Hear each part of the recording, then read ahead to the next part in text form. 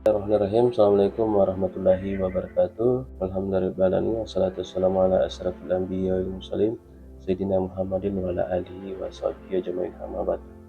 Pada kesempatan kali ini saya akan menjelaskan terkait dengan penelitian dasar fundamental reguler dan beberapa tim, di antaranya saya sendiri Damis SKL MSc, Bapak Muhammad Ibn SPI MSc, Ibu Asmidar SKL MSc. Model lingkungan perairan dalam mendukung budaya rumput laut di Teluk Laikan.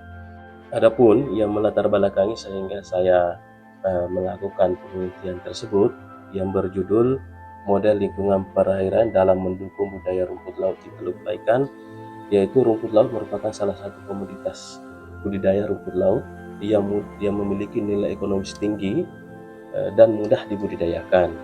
Namun daripada itu, yang terjadi di kondisi lapangan saat sekarang ini adalah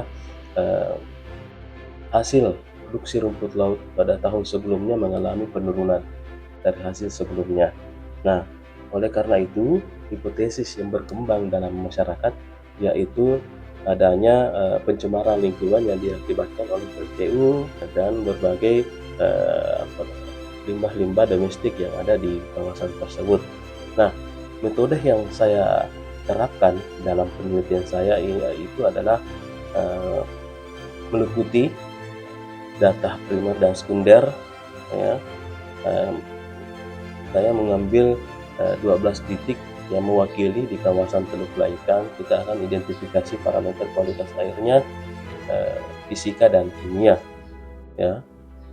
Serta akan melakukan analisis, ya, menggunakan MEC 21 untuk menentukan kedalaman, pola arus dan sebagainya, sedangkan analisis kualitas airnya, fisika kimianya akan diidentifikasi dan akan diolah menggunakan sistem informasi geografis untuk mengetahui kesesuaian parameter yang ada di kawasan tersebut, serta akan dilakukan analisis daya dukung untuk melihat potensi daya dukungnya di kawasan tersebut, utamanya di kawasan Teluk Laikan.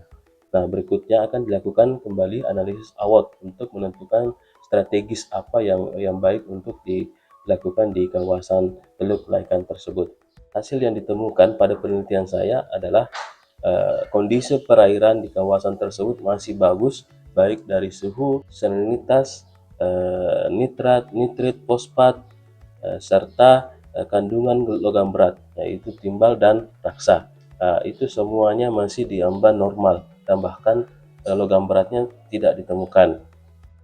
Nah, sedangkan untuk pola arusnya dia masih sangat kategori bagus, ya, untuk dilakukan budaya rumput laut. Berdasarkan dengan hasil analisis sistem informasi geografis, itu ditemukan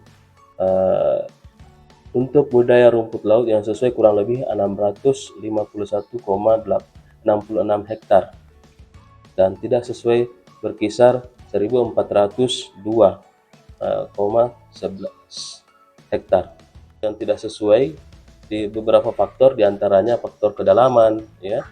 Nah, karena itu yang bisa menjadi parameter utama dalam penentuan kesesuaian budaya rumput laut. Nah, sedangkan untuk pemodelan MEC 21-nya diketahui pola arus yang ada di kawasan tersebut mulai dari 0 sampai 0,04 meter per sekon untuk kecepatan arus di kawasan tersebut.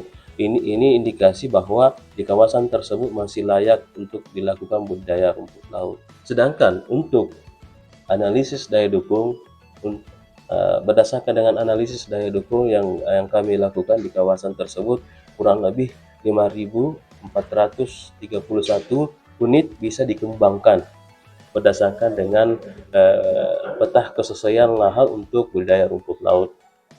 Secara keseluruhan, penelitian ini menegaskan bahwa Teluk Laikan memiliki potensi besar untuk dikembangkan sebagai pusat budidaya rumput laut yang berkelanjutan. Pengambilan sampel di beberapa titik di wilayah Teluk Laikan ini.